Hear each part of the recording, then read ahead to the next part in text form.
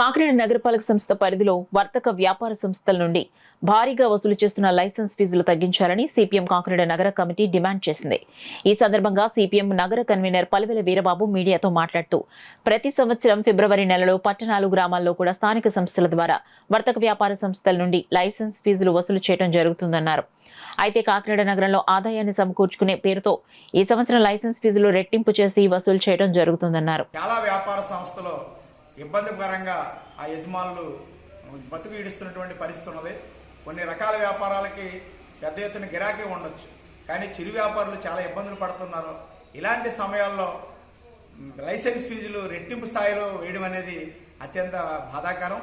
అదేవిధంగా కొన్ని కళ్యాణ మండపాలు కానీ ఫంక్షన్ హాల్ కానీ భారీ ఎత్తున లైసెన్స్ ఫీజులు వసూలు చేయడం అనేది జరుగుతుంది. కాకపోతే ఆ కళ్యాణ మండపాల్లో కానీ ఆ ఫంక్షన్ హాల్లో ఫంక్షన్ చేసుకునే వారిపైన ఆ భారం పడుతూ ఉంటుంది. అదేవిధంగా అద్దె ఇంటి సమస్యతో కాకినాడ నగరంలో ఎక్కువ మంది బాధపడుతున్నారు. ఈ సమయంలో మళ్ళీ ఇంటి పన్నులు పెంచడానికి కూడా రాష్ట్ర ప్రభుత్వం అనేక రకాలైనటువంటి జీవోలు విడుదల చేసింది. ఇంటి యజమాని మీద ఇంటి పన్ను పెరిగితే అద్దెకున్న ప్రజల మీద అద్దె భారం పెరుగుతుంది.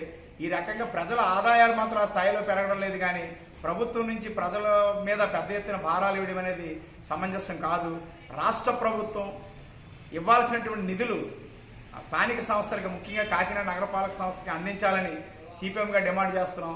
కాకినాడ నగరపాలక సంస్థకి ఎన్నికలు లేకుండా 3 సంవత్సరాల నుంచి ప్రత్యేకాధికారి పాలన ఉండడం వల్ల కేంద్ర ప్రభుత్వం నుంచి రావాల్సినటువంటి ఆర్థిక సంఘం నిధులు కూడా విడుదల కావడం లేదు.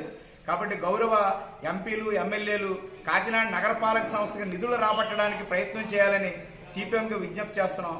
లైసెన్స్ ఫీజుల పేరుతో పెద్ద ఎత్తున ఛార్జీలు వసూలు చేయడం అనేది సమంజసం కాదు. అధికారులు పునరాలోచన చేసి లైసెన్స్ ఫీజుల భారాన్ని తగ్గించాలని సిపిఎంగా డిమాండ్ చేస్తున్నాం.